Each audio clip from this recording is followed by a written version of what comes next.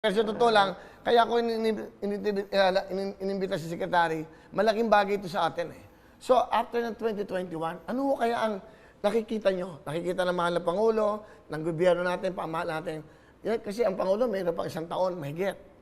Ano ba ang plano ng Pangulo sa ating mga kababayan? Alam mo, habang tayo nag-uusap, no, palubog yung araw. No? Parang ganyan talaga yung ating magiging 2021. No? Itong 2020, alam naman natin, no? Hindi naging maganda itong taon nito dahil sa COVID.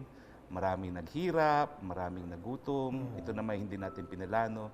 Siguro ang gusto lang ng Panginoon ay para magbalik tayo sa Kanya. No? Pero kung titignan nyo ngayon, yung araw, no? Lumulubog at sumisikat. At ang pag-asa naman po, no, nadala rin ng Pasko ng 2021, matatapos na rin po itong pandemyang ito. Matatapos na itong paghihirap natin at makakabalik tayo doon sa buhay na dati naman ay kinikilala nating normal.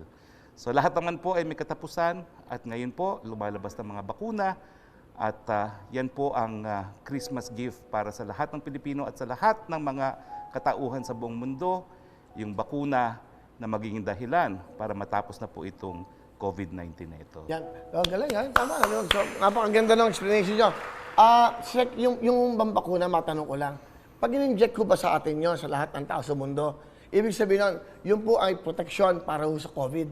Hindi ka na makaka-COVID, ano po ba yun? Okay, alam mo, tatapatin kita. Hindi pa natin alam, no? Dahil ito na may kauna-unahang pagkakataon na nagkaroon ng ganitong sakit. No? Pero ang bakuna naman, no? Ang alam natin ay nagbibigay ng immunity. At kapag nagkaroon na tayo ng immunity, chances are, yung katawan natin, malalabanan na yung sakit. No? Pagamat sabi ko nga, walang garantiya kasi bago to. Pero maganda naman dyan, hindi naman kinakailangan 100% mabakunahan eh. Meron tayong tinatawag na herd immunity. Yung nakikita natin sa mga baka na hindi naman kinakailangan bakunahan lahat ng baka, no? Mga 60 to 70%, at nagkakaroon na rin ng immunity yung mga hindi man lang nabakunahan. So yan din ang inaasahan natin, no? Na maski hindi 100% ang bakuna, magkakaroon ng herd immunity kung hanggang 60 to 70% maturukan. Okay, so yan. Naintindihan po natin. Ano nyo, Secretary, tanong ko lang, no? Siyempre, marami tayong mga kababayan medyo mahirap ang buhay. Dumating itong COVID, pandemya, hindi lang yan. Dumating yung mga bagyo, hindi ba? Merong Quinta, may Rolly, may Ulysses, di ba? Pero bumabangon tayo. At marami tayong mga kababayan nagtutulong-tulungan. Etong darating na 2021, ano dapat gawin ng bawat Pilipino? So lalo na ngayon, di ba? Meron pa rin pumupuna sa gobyerno. Meron pa rin, kahit ang dami nilang ginagawang kabutihan, meron pa rin hindi maganda nakikita.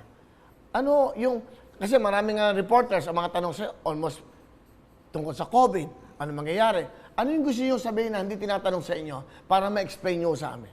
Well, unang-unang po, walang may gusto nagkaroon ng COVID. Wala rin gusto na talagang sunod-sunod ang aberyan nangyayari sa atin. Pero tayo naman po yung mga Pilipino, no? Tayo sanay sa mga pagsubok. At kahit anong pagsubok ang dumating sa ating buhay, bumabangon tayo. Ang pakiusap ko lang doon sa mga nais na mawala ang ating presidente sa posisyon, alalahanin nyo naman po na yung ibang hirap na sa buhay, ang kinakailangan nila yung magkaroon ng pag-asa. At habang sila ay pumupula sa gobyerno, pati yung pag-asa, pinagkakaitila doon sa mga naghihirap. Sana lang, no, dumating yung panahon na, katulad sa Amerika, yung presidente mo at vice president, magkasama. Opo. Sana dumating yung panahon na yun na nagkakaisa lahat, hindi ba, hindi nagpupuna. Para sa akin lang, bilang isang Pilipino, na sana dumating na yung time na yung mga ganitong pagkakataon, sama-sama muna tayo magtulungan. Di ba? Ito na yung time na, kasi ang daming kawawa. Ang mga kawawa dito yung mas nakakaawa. Sino yon? Yung talagang walang hanap buhay, walang makain, walang-wala talaga. Yun ang mga nakakaawa. Pero tayo, kahit pa paano, nakakaraos tayo, nakakakain tayo, di ba? Yung iba, kahit pa paano, nakakapagtrabaho. Kung magkakaisa tayo, kung walang pumupuna, ako hindi ako sa politiko. Wala naman ako dyan. No? Napapansin ko lang bilang isang Pilipino, parang ang sarap makita kung magkakasama lahat. Kahit na yung hindi pabor sa presidente, ito yung panahon na wag na muna yung presidente isipin, yung kababayan natin, yung ating mga kababayan at yung ating bansa. Palagi ko, isa yun sa malaking bagay, no? Tama kasi ka pag dyan. magpupunahan tayo, alam mo, parang bond paper ang buhay. Malinis ka, di ba? Lahat ng kalinisan na yun, hindi napapansin. Pero lagyan mo ng konting tinta yon, ang pinapansin yung dumi. Yung dumi. hindi yung linis na nagawa mo. Di ba? Para sa akin. No? Tama. No? Ako'y naniniwala may panahon sa lahat. Pero dahil nga pandemya, mga kalamidad, isang tabi muna talaga ang politika. Ano mo, politika lang yan. Ang importante, buhay tayo. Bakit ba ganun? Ako, pag sinabi, namumuliti ka lang yan. Bakit ba pag sinasabi namumuliti ka, parang hindi maganda pakinggan? Hindi kasi- naman lahat ng politiko ay masasamang tao. Tama po yan, no? Bakit kailangan, dapat mabago yun eh. Dapat mabago yung salitang namumuliti ka lang yan. Hindi dapat sinasabi yan. Kasi nga, politiko ang pinasok mo eh. Dapat pag nasabing namumuliti ka yan, laging positive, ay, magandang ginagawa ng politiko yan. Dapat magka-Pilipino na tayo ngayon, no? Dahil pag sinabing namumuliti ka kasi, talagang sisiraan mo yan. Kasi dapat masira yan sa susunod na eleksyon, sila na bumalik sa posisyon. No?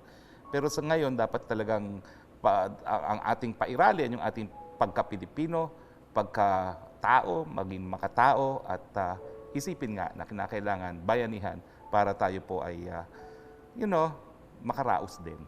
Kailangan talaga sa pero ang importante, katulad ng Kapaskuhan, bawal ho muna yung mga Christmas parties, no? Bawal po. Bawal At, yan. And then, well, pinag-aaralan pa yung tungkol sa New Year, kung may kahit papano, may konting fireworks. Kasi, kaya ko natanong yan, kasi magla-live ako dito, Apo. ng January 1, no, Apo. Secretary. So, sa taas kami. Siyempre, to celebrate the 2021, magpapaalam sana ako sa IATF, pwede ba kami magpaputok sa helipad? Well, ang alam ko po, basta hindi pinagbabawal yung mga paputok na gagamitin mo, no? At may listahan po ng mga bawal. Pero tingin ko yung mga pailaw, hindi naman talaga binabawal yan eh. Yung mga panahon na pwede nga magtipon-tipon, marami nagpupunta sa Manila Bay kasi meron tayong competition ng fireworks, no? At nung minsan, nanood na rin ako niyan, no? At napakaganda at Natutuloy ba napakakulay. ngayon yun? Tingin ko po hindi kasi magiging dahilan yan para magtipon-tipon yung tao, no? Pero sa tingin ko naman, kung wala ka namang audience dito, no, at kayo lang, no, wala naman pong masama. At saka dito, para malaman nyo, lagi kami may swab. Kasi napakahipit po sa GMA. Babalik kami ng every Friday doon kasi bukas doon ako live eh.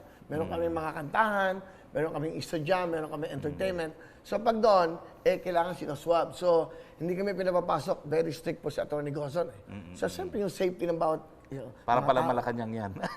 Ganyan din sa Sa Malacanang. Malacanang, nako, twice a week kami nagsoswab kapag kami di ba, pagkita kay Presidente. 2021, election na. 2022. Sorry, Pero siyempre, but pagpasok mo ng January, 1 year na lang yan eh, election na eh. Oo, Di ba, national? Basically, kasi June nga yung election Meron ho natin. bang eleksyon? Ay, ako definitely po. Dahil nasa saligang batas yan, hindi po pwedeng makansilihan miski ng batas. No? Kinakailangan magkaroon ng revision o Matanong ko lang, constitutional amendment. Secretary, no? may eleksyon.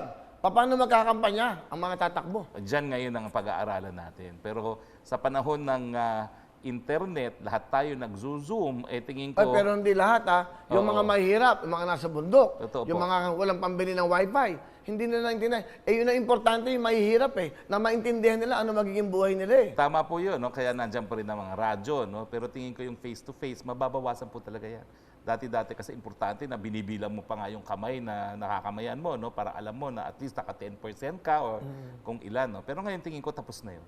Tingin ko ngayon talagang electronic or internet ang ating campaigning at saka radyo. No? Importante pa rin ang radyo dahil nga doon sa mga lugar na hindi natin mararating. Naaabot. At television siyempre. Of course, ang television. Kasi importante, nakikita ang pagkatao mo eh. Correct. Di ba sa radyo, pwedeng maganda ka magsalita, pero yung importante, imahe mo ng itsura mo eh. Kamukha mo, isipin mo, nasuot mo yung jacket namin, extra small yan. At nagkasya sa grabe. talagang pinilit Ganon. kong magkasya. Hindi, ganun ang fit si Secretary Roque. Yung mo, nagja-jogging pa yan sa Facebook niya, di ba?